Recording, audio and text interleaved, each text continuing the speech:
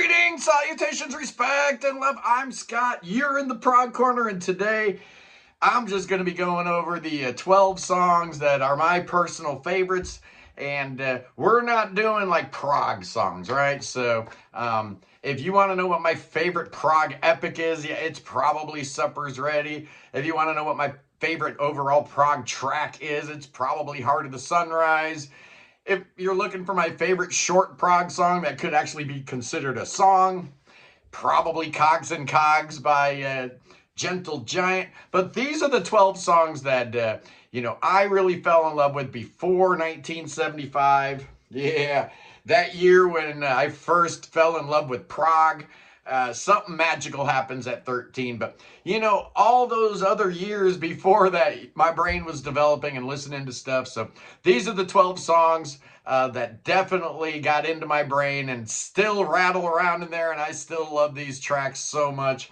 And I'm starting at number 12. And from 1967, it's She's a Rainbow by the Rolling Stones. Man, I love Brian Jones era Rolling Stones. What could have happened, man? I mean, just how great could the Rolling Stones have been? It's just amazing. And this song came off of their Satanic Majesty's Request, which, maybe isn't their best album, but man, Brian Jones playing that Mellotron, and then you've got that Celesta upright piano thing going on. Just amazing. Love the track. It's so good, man. It's in B flat major, I think, but so good, so psychedelic, so beautiful. At number 11. Yeah, I'm going with James Taylor from 1970. Cat put out Fire and Rain off his second album, Sweet Baby James. Oh, what a great song. Oh, man, I love how the drums are played with brushes, and you got the upright bass instead of the regular bass. You got a Carole King, I guess, playing that piano. And man, oh man, James Taylor's voice. This song is just beautiful. You got 3 verses, 3 choruses, and then the little, ending part. But each verse is like its own universe. The first verse, he's talking about finding out his good friend Suzanne died. The second verse, he's talking about Jesus and whatnot. By the third verse, he's getting really mouthy, right? I mean, very verbose. The lyrics just start coming faster and faster. And he's talking about sweet dreams and flying machines in pieces on the ground. And me, like every other, 8-year-old boy in the world, figured Suzanne died in a plane crash. Well, she didn't. She died from a drug overdose. The song is amazing. It's beautiful. It's melancholy. It just hits you hard, man. It just still does. Brings a little tear to the eyeball sometimes, Thought I'd see you one more time again. Oh, man, so good, so powerful. At number 10. Here's a song written by Harry Nilsson.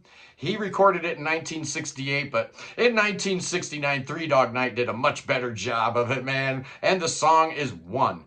Oh, yeah, 1969. This was off the band's debut album, and Chuck Negron sang on this one. Three Dog Night had 3 lead singers. This song hit number 5. It's funny because, I think about Joy to the World was written by Hoyt Axton, and this by Harry Nilsson. Could these guys not write their own songs? What's the deal there? But I absolutely love One. The first time I heard that song, I'm sitting all by myself in the basement. I was sleeping in the basement for some reason. I don't know why. And I had the AM radio going, listening to WOKY Mighty 92 in Milwaukee. And One came on, and my little kid brain exploded. Yes, it did. I love that track. I still love that track. Absolutely amazing. At number 9 for my favorite songs. I'm going to 1965, and as I talked to you guys about not too long ago, I love show tunes. I really do. Rodgers and Hammerstein are 2 of the biggest geniuses in the history of music. Well, in 1959, they put out The Sound of Music on Broadway, and then it went to the West End in London in 61. By the time 1965 comes around, Robert Weiss wants to do a movie, and Rodgers and Hammerstein are both like, we need to get rid of one song. An Ordinary Couple's terrible. We need to get rid of that song. We need a new song. But Hammerstein was really, really sick. So your boy Richard Rodgers writes Something Good all by his little lonesome. Oh, my goodness gracious. Oh, the 2015 revival of Sound of Music, Entertainment Weekly called it the weakest song in the musical, and the reason why people don't want to sit through the Sound of Music because it's just boring and terrible. They were dead wrong, man. Something Good is just genius. It's a genius track. If you don't know it, listen to it. You'll know exactly what I'm talking about. Somewhere in my youth and childhood, I must have done something good. And I feel that way about my life. On the Regs at number 8. Number 8 for my favorite songs of all time. Yeah, 1971, this song dropped, and I immediately ran out and bought the single. It's American Pie by Don McLean. My older brother bought the album, so, unfortunately, there was only one other good song on the album. Vincent was great, but American Pie, man, just amazing. Sometimes the stars just align, right? And a dude with, marginal talent comes up with one of the greatest songs of all time and surrounds himself with people that can just nail it. You've got David Spinoza on electric guitar. You got Paul Griffin on keyboard, Bob Rothstein on bass, Roy Markovich on drums, and Ed Freeman produced it. Yeah, lightning in a bottle. It'll never happen again. One of the greatest songs of all time. Just genius. The groove they get into. I've never heard anybody do American Pie right. Even Madonna took a stab at it and she failed at number 7. The first song I fell in love with was in 1967. 5-year-old Scott sitting in his dad's den. He was a ham radio operator, so amongst all the 20 meters and 80 meter equipment and all this stuff, he's got a little turntable, and I'm playing the Turtles' Happy Together over and over and over and over, man. Alan Gordon and Gary Bonner, 2 cats who were in a band called the Magicians. Apparently they'd shopped this thing around to a bunch of different bands, and everybody said, no, that song's no good. Who would listen to that song and turn it down? It's just, some of the things I hear when I read about music history, it's just incredible. This song, obviously notable in that it's got the minor key in the verses and the major key in the choruses. It's got the Picardy third at the end, which really drives it home. Great song. These guys did it on Ed Sullivan, and that definitely helped blow it up. Amazing track at number 6. Oh, yeah, the oldest song on this list. I got to give a shout out to my dad for, filling the house with music as a little kid. And in 1959, the Dave Brubeck Quartet put out Time Out. And they dropped a single called Take 5, and it blew Rondo a la Turk on the flip side. 1959. Can you imagine buying that single and you got Take 5 on one side and Blue Rondo a la Turk on the other? It's, oh my goodness. Paul Desmond wrote Take 5. It's an E-flat minor. And my dad was a huge Paul Desmond fan. I mean, my dad played sax and piano, which I guess is why he loved Dave Brubeck so much, because he had, 2 heroes in the same band. But I want to give a shout out to that rhythm section, man. Gene Wright and Joe Morello. Joe Morello knew how to play them drums, didn't he? Wow. At number 5. Oh, yeah, I don't think I've ever talked about this song on the channel. Maybe I have, I don't know. But in 1974, a band called Ozark Mountain Daredevils dropped their second album, It'll Shine When It Shines. Like February of 75, they dropped a single off it called Jackie Blue. Oh, man. Oh, why is Jackie Blue on this list? Well, it starts out in E-flat minor, right? Which is kind of nice. And, Jackie Blue. And then it goes into the verses, and the verses are in G major. Huh? What? Isn't that, it's like a major third apart, but you're going from a minor to a major. I don't get it, but it works. It totally works. My little kid brain exploded when I heard that modulation. I didn't understand it. To this day, I listened to it again this morning, and it still gets me riled up. Like, that is so cool, man. Song's written by Larry Lee, who was the lead singer, and Steve Cash, who I guess was the only, constant member in the band over the years. This was their second hit. They actually had a big old hit off their first album too, called If You Wanna Get to Heaven, You Gotta Raise a Little Hell. Oh yeah, let's hear it for the Ozark Mountain Daredevils. They were great. And what about Black Oak, Arkansas? We need to talk about Jim Dandy one day. At number 4, I've been meaning to rank the albums of the Monkees. I haven't gotten around to it yet, but I am of the opinion that the first 5 Monkees albums were just stellar, bro. I mean, Meet the Monkees, More of the Monkees, Headquarters, Pisces Aquarius, and all that, Capricorn and Jones, and then their 5th album came out, The Birds, the Bees, and the Monkees. And by the time this thing dropped in 1968, The TV show had been canceled, so this was the first album after the TV show. But the song I'm talking about is the last song on The Birds, the Bees, and the Monkeys. It's written by Bill and John Chadwick. I guess Bill Chadwick calls himself the fifth monkey because he wrote a couple songs for the band. Whatever. The song is Zor and Zam, which was used on the series finale, I guess the very last episode of the Monkees. They used this song. Oh, it's such a great anti-war song. You know, two little kings playing their games.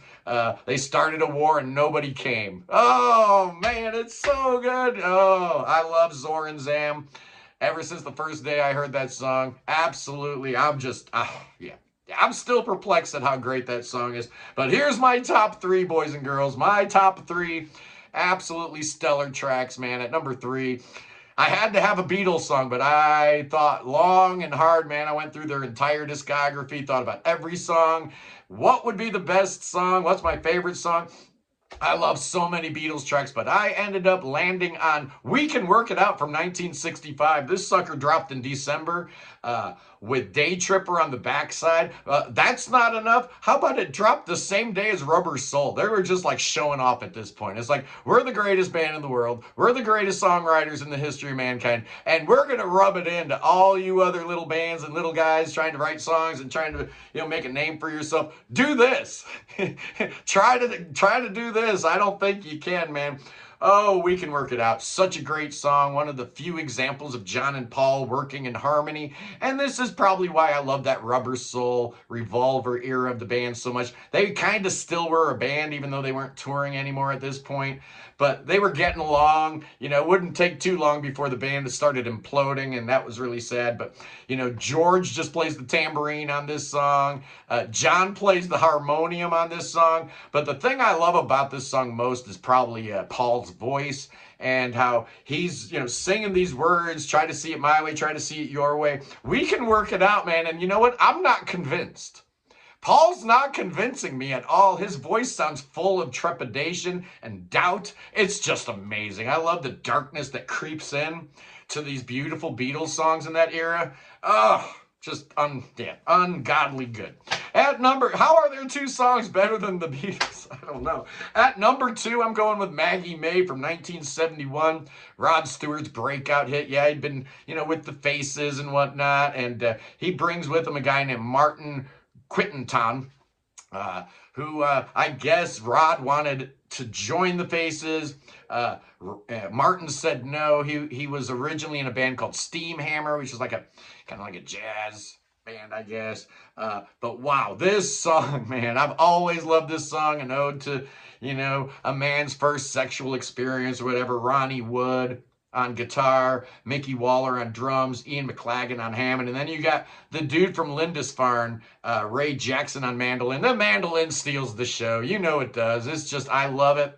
It's kind of a formless song. There's no like verse, chorus, verse going on. It's just Rod telling a story, and it's just amazing. I love me some Rod Stewart. Always have, always will. And here we go, boys and girls. The countdown almost complete. We are now landing on our number 1 position. What's my favorite song of all time, you ask? Well, nobody cares. I showed this list to my wife this morning. She's like, really? That's your favorite song of all time? My favorite song of all time, I'm declaring it right here, from 1970. It's Crosby, Stills, Nash & Young, and it's Our House off of Deja Vu. This was like the 3rd single dropped off of the album, and it's Graham Nash's turn to shine as he tells the tale of counterculture domestic bliss. I guess he and Joni Mitchell had been, living in this house in the Laurel Canyon. And she had 2 cats, and, they go shopping out there on the Ventura Highway, and she buys a vase. The whole thing is just so quaint and so beautiful. And then you got those harmonies, man. Oh, those harmonies, man, they just come so naturally to Crosby, Stills, and Nash. It's just ridiculous. I don't know if Neil's involved in this song at all. I don't know. I don't care. It's absolutely perfect. I've always loved it. Deja Vu is one of those records where I just dropped it on Our House and listened to that one over and over. And oh, there's other songs on the album? Oh, I didn't know. My bad. Oh, Our House. Just absolutely love it. fantastic. That's my top 12, man. Those are my 12 favorite songs of all time. You know, not prog songs, not epics, not sidelong, you know, suites and whatnot. Just regular old songs. So let me know in the comments what you guys think are your favorite songs, you know. It's a very personal thing, very objective. Nobody can tell you you're dead wrong today in this video, but I'll probably do it anyway when you drop a comment anyway, boys and girls. I love you guys. This week's going to be a little crazy. We're doing computer updates at the shop, so I got to be kind of tethered to my desk all week this week.